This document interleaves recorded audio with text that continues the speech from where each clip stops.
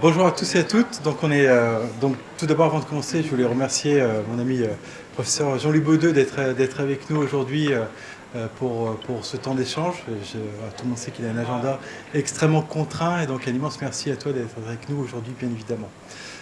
L'idée, c'était de vous faire un petit point de situation sur le dossier réforme du troisième cycle des études de pharmacie.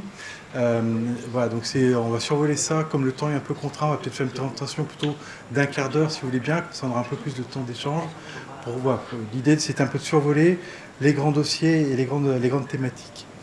Juste pour un petit rappel, dans l'esprit de la réforme du troisième cycle des études de pharmacie, l'idée c'était d'embarquer l'ensemble des filières de la pharmacie. Et donc, en gros, en 2017, la réforme des DES-LON a été mise en place, pharmacie hospitalière et puis biologie. Et il restait deux filières consécutives, c'est l'officine et puis l'industrie, ce qu'on appelle les DES courts. Donc les DES longs, c'est fait, et le dossier qui devait permettre de boucler l'ensemble de la réforme du troisième cycle, c'était les DES courts. Élément important dans les mots-clés à retenir, c'est de dire que ces DES sont qualifiants. Le mot qualifiant est extrêmement important, parce que ça veut dire que derrière, l'exercice de la spécialité pharmaceutique est conditionné du coup à la qualification obtenue par l'intermédiaire de ce DES. Alors on discutera peut-être en questions diverses.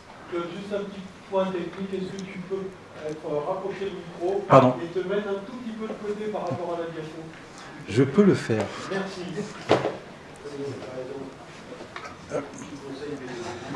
Comme ça, c'est mieux? Voilà, parfait. D'accord.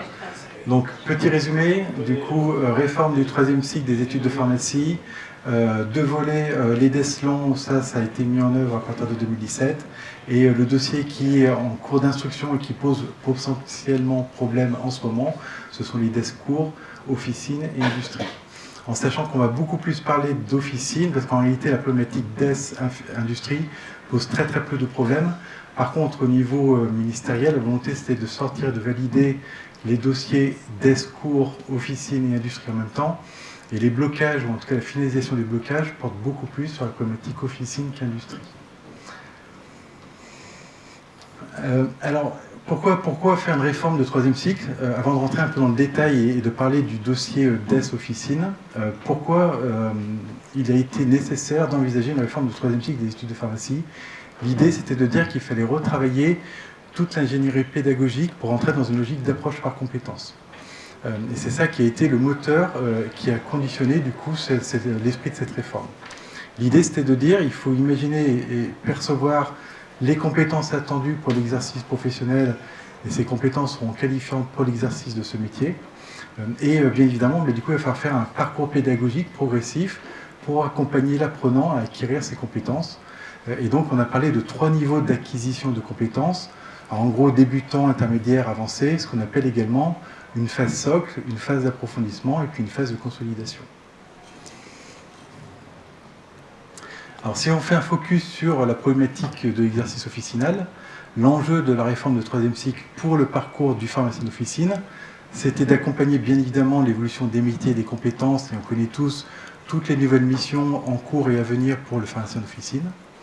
Deuxième élément important, ce que je vous disais, c'était de repenser toute l'ingénierie pédagogique dans cette logique d'apprentissage par compétences et puis dans une logique aussi de compagnonnage, c'est-à-dire une cohérence et formation au niveau facultaire et puis formation pendant les lieux de stage pour que l'ensemble soit bien cohérent. Autre enjeu, c'est la répartition territoriale des lieux de stage. Alors il y a plein d'éléments qu'on pourrait sortir un peu politiquement corrects. Un élément hyper important derrière, c'est facilitation du recrutement et du renouvellement des officinaux dans ces territoires. Et donc l'idée, c'est de dire, dans certains territoires où des pharmacies d'officine risquent de fermer parce qu'il n'y a pas de personnes pour prendre la suite, mais le fait de mettre des étudiants en stage, ça leur fait découvrir un peu les lieux, ça leur permet de découvrir les territoires, et ça peut potentiellement leur donner envie du coup, de s'installer dans ces territoires où il y a des déserts médicaux. Enjeu également autour de la revalorisation du statut des étudiants, mais on va revenir dessus. Et puis, bien évidemment, si on veut faire une pédagogie moderne avec une approche par compétences, en faisant un lien très fort entre la formation universitaire et la formation professionnelle, eh bien, il faut s'appuyer sur un encadrement officinal avec des pharmaciens d'officine qui sont encadrés, qui sont formés et qui ont un statut, du coup, qui vont leur permettre, du coup, de développer et de la formation et de la recherche en pratique officinale. Alors, juste quelques exemples, parce que les éléments ne sont pas encore validés, mais pour montrer un peu à quoi ça peut ressembler. Bloc de compétences dans l'exercice du pharmacien d'officine, eh c'est les 4 grandes familles: dispensation des médicaments et autres produits de santé, l'accompagnement du patient dans sa prise en charge globale, l'organisation et la gestion d'officine, et puis des nouvelles missions autour de la prévention de la santé publique. Et donc ces 4 blocs de compétences sont déclinés en familles de compétences qui ensuite du coup, vont monter en progression, phase socle, phase d'approfondissement et phase de consolidation. Alors juste pour poursuivre, effectivement, les DES longs, il n'y a pas de problème. Le DES de biologie médicale était lancé depuis un moment. Les DES de pharmacie hospitalière, le texte date de 2017, mais il a été mis en application en 2019, je crois. 2018, peut-être avant. Oui, 18. Mais bon, il n'y a pas de problème, il était copié sur le DES de biologie médicale avec les phases socle, approfondissement, consolidation, donc ça c'est pas un problème. J'ai mis dans cette diapo, parce qu'on va effectivement à un moment focaliser sur ce qui reste à faire, j'ai mis un petit peu les échéances. En fait, tout a commencé en 2016 par un rapport qui a été demandé à Dominique Porquet, qui a été rédigé pour 2017, avec donc la mise en œuvre, alors 2018, du DES PHPR, et puis en 2021, nos collègues doyens, Bernard Muller de Bordeaux et Bertrand Desgaudins de Lille ont fait un rapport sur les discours qui a marqué un petit peu les choses et sur lequel on se base encore. On pensait que ça irait vite après ce rapport parce que tout le monde était d'accord. Tout le monde était d'accord, mais on est encore en panne. En 2022, Olivier Véran a écrit et a indiqué que le DES Officine et le DES Industrie devaient se faire, donc c'est relativement fort. En 2022, a également été supprimé le DES IPR, en tout cas l'entrée dans le DES IPR, et a été créée en contrepartie la FST Recherche, qui est la FST, ça s'appelle Innovation et Recherche en pharmacie et en biologie médicale. On n'y a pas gagné parce que la FST elle en 1 an, voire 2 ans, et le DES IPR était en 4 ans, et il y en a bien moins en termes de postes que de FST. Mais à charge pour nous d'avoir des candidats et d'ouvrir les postes de FST. En 2023, François Braun, qui était ministre à l'époque, a confirmé publiquement la création des DES Officine et Industrie. Et on est en fait dans la dernière ligne droite, sauf que la dernière ligne droite, elle est en panne parce que on a dû arbitrer quelques points. Les ministères ont dû arbitrer. Et puis finalement, le changement de ministre a fait qu'on attend encore les derniers arbitrages pour démarrer en novembre 2024. Donc dans la dia suivante, je rappelais ici les intérêts et les enjeux des discours. C'est ce que Claude a rappelé, donc il n'y a pas de problème. On va aller très vite, on va peut-être passer sur la dia suivante, qui a démontré donc à la fin de l'année dernière que la corporation était unie, qu'il s'agisse des hospitaliers, qu'il s'agisse des pharmaciens d'officine, les deux syndicats, les syndicats, la fédération des syndicats de Philippe Besset et l'USPO étaient également présents pour vouloir faire avancer ce projet de discours. On a eu une belle journée d'action, il n'en est pas ressorti grand-chose, mais il fallait la faire de toute manière, clairement. Et puis, voilà où on en est. Nous, on est prêts en tant que doyen à mettre en application dès novembre 2024, sauf que pour ces 2 discours, officine et industrie, comme Claude l'a dit, l'industrie c'est moins problématique, c'est l'officine qui pose plus de problèmes. Voilà où on en est. La création des DES de pharmacie officinale, pharmacie industrielle, sur le papier, pas de problème. Le doublement de l'indemnité de stage pour les étudiants qui passent à 1 200 € sur 9 mois parmi les 12 de l'année de la 6e année, qui sera remplacée par les discours, c'est OK. Alors j'ai bien dit, il n'y aura que 9 mois pour l'instant de financer, et les 3 derniers mois seront à financer un peu ultérieurement. L'extension de l'indemnité donc de stage de 9 à 12 mois, elle n'est pas acquise, mais on peut mettre notre mouchoir dessus en se disant dans 1 an, dans 2 ans, on revient à la charge et on l'aura, si on ne veut pas bloquer le système. La création d'un statut de l'étudiant en DES court. On a beaucoup parlé d'un statut d'interne, d'un statut d'apprenti, d'un statut de résident, de stagiaire. Finalement, ce sera un statut d'étudiant, tout bête. Mais c'est pas grave, ça, c'est pas le plus problématique. La création d'indemnités forfaitaires de transport, c'est important. Dans l'esprit de ce qu'a dit Claude sur l'irrigation du territoire, il faut que nos sixième années officines en DESCOUR aillent au plus profond, là où il y a des besoins. Et l'indemnité de transport, c'était important. Et de même a été demandé une indemnité forfaitaire d'hébergement pour les sites les plus éloignés. Et ça, par contre, elle n'a pas été obtenue, sauf que les deux ministres, avant de partir, avaient quasiment signé. Donc, on espère que dans l'arbitrage final, ça se passera bien. C'est pour ça que le petit mais à côté, il est en vert. Et de même, la création du statut de maître de stage universitaire. Les maîtres de stage, c'est les officinaux qui vont venir accueillir les étudiants en DESCOUR. Il faudra les former, il faudra qu'ils aient une formation et puis surtout un accompagnement réel de l'étudiant en DESCOUR. Donc ce n'est pas fait, mais là aussi c'est plutôt vert parce qu'à un moment donné ça se fera et surtout avec la profession qui est en phase avec nous, on devrait y arriver. Donc en fait, qu'est-ce qui reste ? Il reste quelques petits points. Et voilà, il y a des points sur lesquels on a cédé. On a cédé sur le statut de l'étudiant, on a cédé sur le statut de maître de stage universitaire, simplement parce qu'on mise sur un report en fait. Et c'est important parce que si en 2024, vous avez vu que ça a commencé en 2016 cette affaire, les DESLON ont été mis en place, mais les DESCOUR n'ont pas été mis en place, ils étaient pourtant dans le projet de 2016-2017. Si on rate encore cette étape, on est reparti pour 4-5 ans. Donc voilà, collectivement, on a convenu qu'il valait mieux céder maintenant sur certains points. Ce n'est pas tout à fait l'avis de la NEPF, mais les étudiants, bon, voilà, ils sont très écoutés au ministère, mais d'un autre côté, on peut ne pas être d'accord avec eux. On cède sur certains points pour que ça se mette en place, et après, on reviendra à la charge. Donc globalement, si jamais on avait un ministre, ce serait génial, c'est la dia suivante, si on avait un ministre, eh bien en fait, il faudrait qu'on reprenne des échanges rapides et des négociations avec son conseiller ministériel au ministère de la Santé et de la Prévention. Donc le conseiller, on ne le connaît toujours pas. Jean-Claude Carrel, qui est notre conseiller MSP, n'est pas renouvelé. Sauf si je ne suis pas dans le secret des dieux, mais ça c'est juste. Il faudra ensuite rédiger les projets de texte, faire un aller-retour avant publication des avant-projets, faire la publication et faire une application en septembre 2024. Bien entendu, plus les jours passent, plus on doute d'un démarrage en septembre ou en novembre 2024. Septembre parce que je suis doyen et je parle d'année universitaire, mais c'est novembre bien sûr pour une prise en compte, mais ceci dit, c'est bien septembre. Alors ça, c'est des questions en suspens. Ces DESCOUR vont-ils voir le jour ? C'est un point.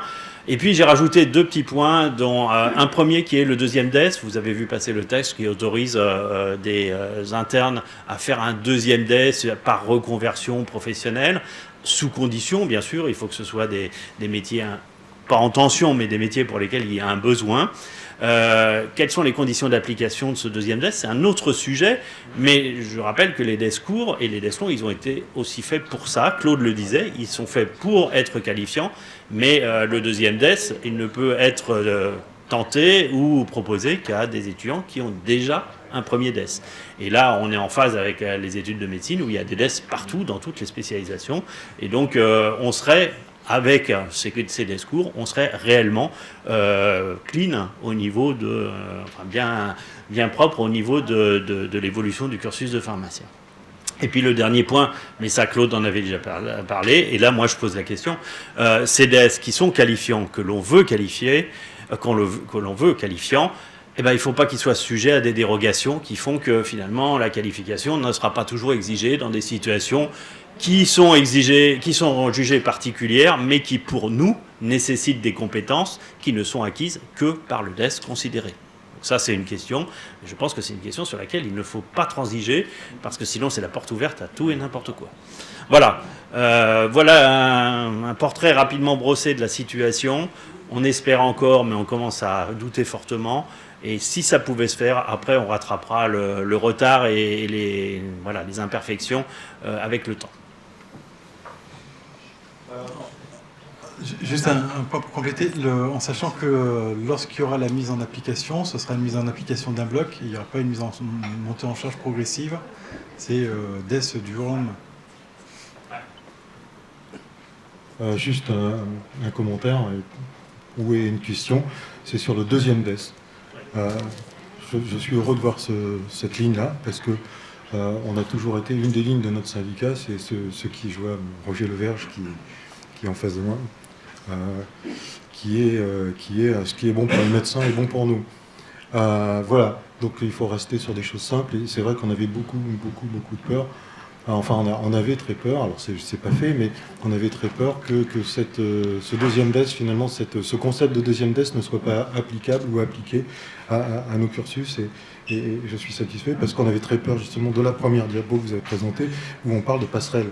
Voilà, je rappelle ça. Juste un petit point de précision, j'ai accepté, puisque, alors je suis le vilain petit canard, parce que je suis biologiste, quand je suis pas doyen, mais c'est pas grave, j'ai accepté, puisque je coordonne la biologie médicale sur l'Île-de-France, j'ai accepté pour la première fois en novembre dernier un deuxième DES, donc une reconversion d'un DES de santé publique en DES de biologie médicale, et ça marche, ça ne pose aucun problème, médecine ou pharmacie, ça ne pose aucun problème, donc je peux rassurer là-dessus, c'est vraiment, voilà, c'est transversal ce texte.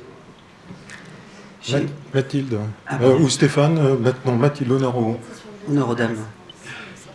Mais est-ce que ça a été abordé dans les discussions déjà, parce que les médecins, l'histoire du deuxième DES, l'ISNI s'est beaucoup battu pour avoir un cadre concret, ça a mis très longtemps, et du coup est-ce que ça a déjà été discuté peut-être en CDD, etc., de ce qu'on demanderait ou pas, et est-ce qu'il ne faudrait pas commencer presque à anticiper dès maintenant tous entre nous,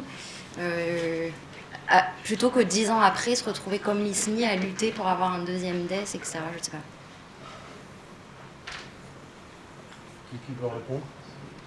Alors, je vais répondre sur l'exemple que j'ai cité. Effectivement, pour le deuxième DES de biologie médicale, nous avons accepté que le deuxième DES soit un DES en 3 ans et non pas en 4 ans, par exemple. Donc, ces conditions qui sont normalement mises en place localement, il serait bon, effectivement, qu'on ait une conduite générale. Moi, j'ai refusé 2 ans, parce que la phase socle en biologie médicale, elle est de 2 ans, et pareil en pharmacie. Mais je pensais que ce n'était pas suffisant, il fallait la phase d'appro. Par contre, la consolidation, on était sur un deuxième DES, sur quelqu'un qui était diplômé et qui avait déjà un DES. Donc on a transigé à 3 ans, mais on était un peu expérimental parce que il n'y avait rien de présent, et ce sera pareil pour pharmacie, mais il est peut-être important d'en discuter avant, en conf des doyens par exemple, pour qu'on puisse savoir localement nous où on va et respecter certaines consignes. Par contre, il faut qu'on ait fini les matrices de compétences pour qu'on soit capable de travailler le dossier. Ah oui, tout à fait. Il faut qu'on finisse d'abord ces dossiers, et ensuite on va en discuter de la suite, il faut qu'on ait une visibilité sur les compétences. Et je crois que c'est... Moi j'avais une remarque sur les compétences en fait, parce qu'il y a 4 blocs. C'est vrai, quand on écrit les compétences, je le sais pour l'avoir vécu, elles sont toujours très floues, etc. Mais sur les individuels, là, donc il y a dispensation, accompagnement. Pour autant, je pense que dans ces 2 blocs-là ne rentrent pas toutes les activités d'une pharmacie d'officine future et à venir, notamment ce qui est passé là dans le PLFSS, c'est-à-dire les cystites et la prévention, la réalisation de donc la prise en charge thérapeutique directe avec la prescription, et puis le rôle de, je l'avais signalé à Bertrand, mais le rôle de pharmacien correspondant, il rentre dans aucune de ces cases normalement, et pourtant c'est dans leur mission, et je pense qu'il faudrait, si on veut que ça se déploie, le faire afficher quelque part. Alors si c'est pas dans un bloc, il faudrait l'insérer, mais au moins dans la deuxième partie, dans les compétences, parce que l'accompagnement, c'est pas le suivi thérapeutique, hein, je le dis toujours à tout le monde, mais l'accompagnement, c'est les actions qui découlent du décret loi HPST 2009, c'est-à-dire les actions d'accompagnement de l'article, je ne sais plus le nom, le chiffre, le truc, mais c'est les actions d'accompagnement qui se traduisent par les entretiens pharmaceutiques dans le cadre de la convention. Par contre, le rôle de pharmacien correspondant, adapter une prescription, renouveler un traitement, hors loiriste, ça c'est pas écrit, et pourtant c'est dans leur mission. J'ai hésité à mettre cette slide, c'était juste à titre illustratif. Mais je pense qu'il est important d'intégrer tous les mots-clés, parce que si les mots-clés n'y sont pas, après tu sais que tu as la fiche RNCP qui est en train d'être écrite, et là aussi il manque des trucs, quoi. Mais le groupe de travail de la conférence des doyens n'a pas encore finalisé et n'a pas encore fait voter le document définitif. Pour les deux, hein. Indus et Officine, il y a encore des réunions de travail en cours, et comme je le disais, ça n'a pas encore été présenté officiellement à la conf des doyens pour validation et discussion. Donc là, c'était... Non mais on est d'accord, mais c'était un document intermédiaire, juste pour illustrer un peu l'esprit de l'approche par compétence. En fait, nous ne sommes que doyens, et l'approche par compétence, c'est pas simple. Donc la transposer, c'est pas évident. Je blague, mais on a discuté avec Stéphane sur un autre dossier, mais... Célèbre, ouais. problématique. Pascal? Oui, non, mais t'as raison. On fait remonter l'info si jamais ça a été oublié. Pas de problème. Juste un commentaire rapide sur les conditions d'application à la deuxième DES, que l'exemple donné, c'est pour 2 DES longs. Oui. Donc là, on pourra avoir le passage d'un DES court à un DES long. Je pense qu'il faut que les discussions soient anticipées, qu'on ne se retrouve pas, je dirais, dans 5 ans à voir ce qui va se passer, quoi. Pour le passage d'un DES long à un DES court, ça semble plutôt bien formalisé, c'est beaucoup plus simple, effectivement. Pour le passage d'un DES court à un DES long, il faudra bosser, effectivement, mais attention, c'est sous réserve, hein, c'est pas à discrétion de la personne qui souhaite se réorienter, c'est s'il y a un besoin réel dans la profession. Et le financement sera aussi évoqué, parce qu'actuellement, pour les DES hospitaliers, donc il y a un financement qui permet de passer de la cardio à la pneumo. Oui, tout à fait. Pour mon exemple de DES de biologie médicale en reconversion, on est encore en train de travailler sur le financement. Il est là, mais il n'est pas très bien formalisé en termes de process de destination. Mais il sera là.